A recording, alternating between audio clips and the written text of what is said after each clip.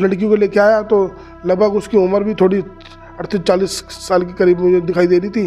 तो मैंने कहा ठीक है कोई नहीं, मेरी बेटी के लिए माँ मिल जाए, मुझे क्या चाहिए। मैं लहंगा चुन्नी वगैरह ये सारा कुछ, कपड़े लत्ते, ये टोटल में है। ये मैंने भी जो खर्च करा है सब कुछ, गाड़ी के किराया वगैरह टोटल में है। ऐसा कुछ नहीं है कि भाई बस। मतलब ये मेरा पूछने का मकसद ये था कि लड़की खरीदी तो नहीं जा रही थी ना? ब्यूटी पार्लर के नाम से और मेहंदी के नाम से, मिठाई के नाम से मेरे से 30,000 रुपये लिया कैश। उसने तुझको पसंद नहीं किया, ये नहीं किया, वो नहीं किया, ये फालतू की बकवासबाजी। लेकिन मैंने उनका रिकॉर्ड सारा छान लिया है। उस लड़की के ऑलरेडी बच्चे हैं, वो शादीशुदा है। वो जानबूझ के ये सब मुझे फंसाने की नीयत से या साजिश के सारा मर जाए, कुछ गिर जाए, टेंशन में आ जाए, कहीं ना कहीं बहुत बड़ी साजिश है। क्योंकि साजिश का शिकार हुआ हूँ, मुझे समझ नहीं आ रहा इस साजिश के शिकार में मैं कैसे। अरे आई हो जो तो भगेगी, आई नहीं भगेगी कहाँ से? कोई मिली नहीं, कुछ नहीं, ये तो सब चटकारे ले रहे हैं कि दुल्हन भाग। नूह हिंसा से सुर्खियों में आए फरीदाबाद के राजकुमार पंचाल उर्फ बिट्टू बजरंगी इन दिनों एक ठगी का शिकार हो गए हैं। क्या है ये पूरा मामला, बात करने के लिए मौजूद है हमारे साथ बिट्टू बजरंगी। बात करते हैं उनसे। जी बिट्टू जी, क्या है पूरा मामला, किस तरह से ठगी हुई, किस एवज में ठगी हुई?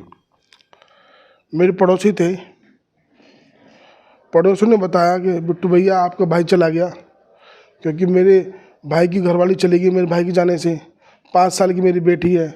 अब 5 साल की बेटी है, उसका पालन पोषण के लिए, खाना बनाने के लिए, झाड़ू पोछा के लिए मुझे प्रॉब्लम आ रही थी। तो पड़ोसी ने कहा कि आप जो है आपके लिए कुछ हम ढूंढ दें, इस बेटी के लिए माँ ढूंढ दें। मैंने तो करनी नहीं थी, लेकिन मजबूरी में अपनी बेटी के लिए माँ ढूंढ रहा। भतीजी के लिए, मेरी बेटी है, मैं बेटी मानता हूँ।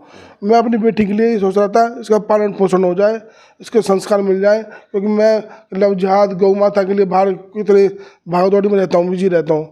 तो इस पड़ोसी ने मुझे 4-5 फ़ोटो भी दिखाए, मुझे पसंद नहीं आए। फिर उन्होंने बोला कि वो परिवार वाले बंटी और जो अलीगढ़ वाले जो चल रहा है वो हम आ रहे हैं आपको देखने के लिए। उन्होंने अपने घर पे वो लड़की बुलाई। कौन बंटी है? बंटी पंकज का साला है, मेरे सामने वाले पड़ोसी का। पंकज आपका पड़ोसी है? हाँ, पंकज मेरा पड़ोसी है जी। तो बंटी उस लड़की को लेके आया तो लगभग उसकी उम्र भी थोड़ी 38-40 साल के करीब मुझे दिखाई दे रही थी। तो मैंने कहा ठीक है कोई नहीं, मेरी बेटी के लिए माँ मिल जाए, मुझे क्या चाहिए। तो इस तरह से फिर उन्होंने ये बात रखी कि भाई कैसे हुआ, क्या हुआ। तो उन्होंने मुझे बताया कि आप परसों आ जाना, नेक्स्ट दिन, अगले दिन आ जाना, तो जो आपको थोड़ा सा खर्चा करना पड़ेगा। मैंने खर्चा किस लिए कि लत्ता, कपड़ा, मिठाई वगैरह और बच्ची के लिए कपड़े लेने हैं, यानी पूरी व्यवस्था आपकी करनी पड़ेगी। जो खर्चा का बयान होगा 1 लाख 1.25 लाख के आसपास जो खर्चा का बयान होगा वो पैसा आपको देना पड़ेगा। मैंने कोई बात नहीं, ये पैसा जो है आपका। कहीं ये पैसा लड़की के एवज में तो नहीं था? नहीं, ऐसा कुछ नहीं। मैं लहंगा चुन्नी वगैरह ये सारा कुछ, कपड़े लत्ते, ये टोटल में है। ये मैंने भी जो खर्च करा है सब कुछ, गाड़ी के किराया वगैरह टोटल में है। ऐसा कुछ नहीं है कि भाई बस। मतलब ये मेरा पूछने का मकसद ये था कि लड़की खरीदी तो नहीं जा रही थी ना? ब्यूटी पार्लर के नाम से और मेहंदी के नाम से, मिठाई के नाम से मेरे से 30,000 रुपये लिया कैश। 10,000 थाली में लिया उन्होंने, जैसे टीका होता नॉर्मल है, तो ये सब चीज़ था। उन्होंने कहा था भाई जो हलवाई का, जो टेंट का जो भी खर्चा होगा तुम्हारा, वो तुम्हें वहन करना पड़ेगा।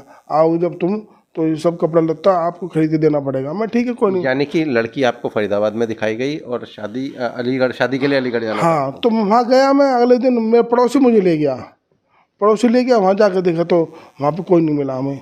तो हम वापस आ गए। मैंने पड़ोसी से बोला मेरे भाई आपने मेरे साथ सही नहीं करा। उन्होंने कहा कोई दिक्कत नहीं, जो आपका वहन खर्चा हुआ है वो हम देंगे। नहीं, ये वजह नहीं बताई कि क्यों वो लोग नहीं मिले वहाँ या क्या हुआ? वजह नहीं बताई मेरे को। वजह ये बताई, अब लास्ट में थोड़ा सा मामला डिस्ट्रीब्यूट हो गया तो कह रहे हैं उसने तुझको पसंद नहीं किया, ये नहीं किया, वो नहीं किया, ये फालतू की बकवासबाजी। लेकिन मैंने उनका रिकॉर्ड सारा छान लिया है। उस लड़की के ऑलरेडी बच्चे हैं, वो शादीशुदा है। वो जानबूझ के ये सब मुझे फंसाने की नीयत से या साजिश के तहत या मुझे को कुछ इस तरह फंसाना चाह रहे थे कि ये सारा मर जाए, कुछ गिर जाए, टेंशन में आ जाए, कहीं ना कहीं बहुत बड़ी साजिश है। क्योंकि साजिश का शिकार हुआ हूँ, मुझे समझ नहीं आ रहा इस साजिश के शिकार में मैं कैसे आ गया। लेकिन बात ये थी कि विश्वास मैंने इसलिए करा कि मेरे पड़ोसी है।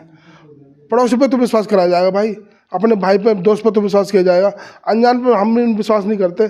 लेकिन जो आना जाना है, कई सालों से, 20 साल से रह रहे हैं, हम आमने सामने रह रहे हैं, तो विश्वास करके मेरे साथ विश्वासघात हुआ। जब आप लड़की से मिले तो कौन कौन उसके परिवार में था, क्या नाम था उसका?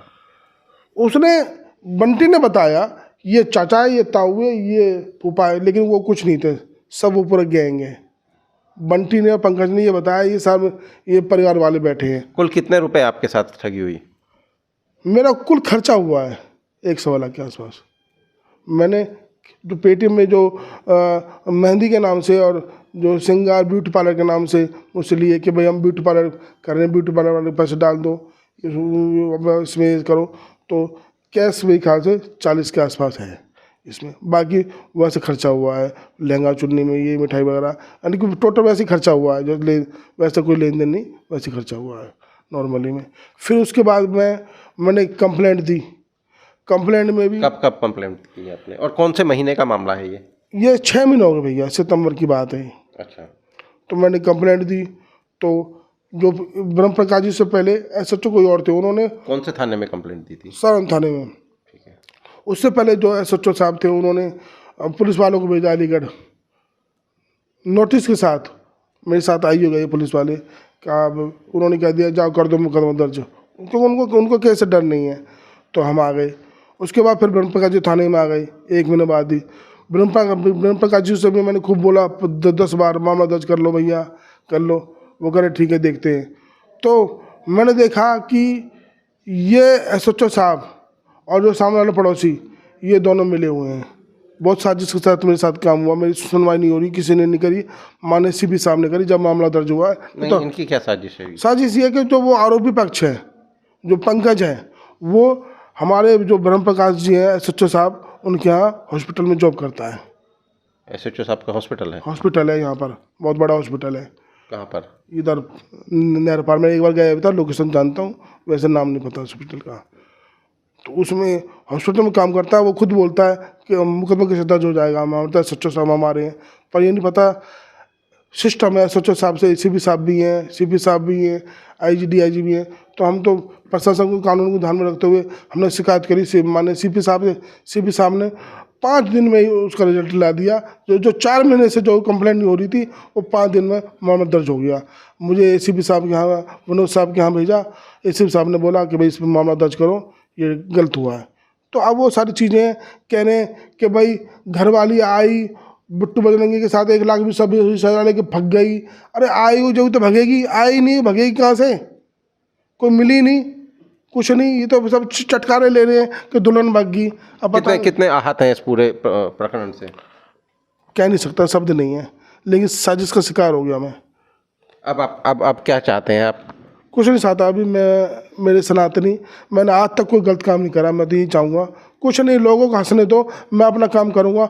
लोग कल मेरी वीडियो पर हंस रहे थे कि इसकी न्यूज़ ऐसी है, लेकिन उसी टाइम मैं 2 बेटियों को बचा रहा था। थाने में बैठ के 2 मुकदमे दर्ज करवाए कल मैंने लव जिहाद के। अभी मैं कोर्ट से आया हूँ, अभी 64 के बयान करवाए, बहन बेटियों को मेडिकल करवाया। मैं अपने काम तक काम हो, कोई जीवन में ऐसा काम नहीं करूँगा। आपको द्वारा बता रहा हूँ भैया कि जीवन में जो मेरे समाज को, मेरे धर्म को, मेरे भाई बहनों को, मेरे सहयोगों को नीचा देखना पड़े। अब इस मुकदमे में कितने लोगों के खिलाफ मुकदमा दर्ज हुआ है? अभी कुछ नहीं है, पता पड़ेगी। अभी तो मेरी वीडियो बनाई रिलीज हुई है, अब ये देखते हैं उनको पकड़ के। FIR हुई है ना? हाँ, FIR हुई है। कितने लोगों के खिलाफ? कितने लोगों के खिलाफ हुई है? ये सारे 4-5 लोग हैं। ये मैंने खुद करवाई है FIR। मेरे पे हुआ तो मैंने करवाई है, ऐसा तो नहीं है कि वीडियो से जारी हो गई है। लेकिन अब आरोपी पक्ष, मुझे शक है, मुझे पता भी है वीडियो कैसे मिल गई। 6 महीने से तो कुछ नहीं था। आरोपी पक्ष अब प्रशासन को कैसे वीडियो दे रहा है। क्या वीडियो दिया है प्रशासन? ये सारी वीडियो जो मेरी रिकॉर्डिंग बात हुई है, मैं वहाँ गया था, मैंने बात करी, भाई आप कहाँ चले गए, आप कहाँ रह गए, भाई मैं आपने मेरे साथ गलत करा है, सबके नाम। तो कोई फ़ोन नंबर भी एक्सचेंज हुआ था आपके और उस लड़की के बीच में? नहीं।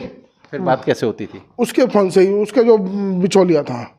अच्छा। हाँ, तो मैं वहाँ पे सारी बात हुई है। उसके बिचौलिया थी एक महिला, वो बिचौलिया है। इसमें मैंने खुद। अब आप क्या अपना पैसे वापस चाहते हैं? आरोपियों के खिलाफ कार्रवाई चाहते हैं? क्या मैं पैसे नहीं चाहता, पैसे की तो बात ही नहीं है। मैं उनके खिलाफ कार्रवाई चाहता हूँ, शुरू से अब तक बोल रहा हूँ कार्रवाई हो। लेकिन जैसे मेरी फ़ोटो वीडियो वायरल हुई है, मेरा पेट जब भरेगा जब उनकी भी फ़ोटो ऐसे खींच के जाए कि आरोपी पकड़े गए हैं। लेकिन मुझे पता है उनकी वीडियो, मुझे विश्वास है, नामुमकिन 99%, 1% तो कह नहीं सकता कि उनकी फ़ोटो वीडियो वायरल नहीं होएगी।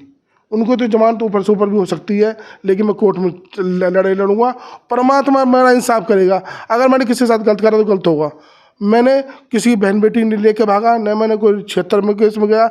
जो लोग हंस रहे हैं सबका वो रहता है कि भाई मेरी बेटी के बच्चों की परवरिश हो। मैं अपनी बेटी के लिए कर रहा था, अगर मैंने बेटी के लिए गलत कराया तो समाज अपना आप देख लेगा। चलिए, हमसे बात करने के लिए शुक्रिया। तो ये थे बिट्टू बजरंगी, जो बता रहे थे कि इनकी जो भतीजी, जो इनके भाई के गुजरने के बाद इनके पास रहती है, उसकी देखरेख के लिए इन्होंने शादी का निर्णय लिया और उसमें इनके साथ धोखाधड़ी हो गई। फिलहाल इन्होंने मुकदमा दर्ज करा दिया है और इनका कहना है कि वो चाहते हैं कि जो आरोपी हैं इसमें, उनके खिलाफ सख्त कार्रवाई हो।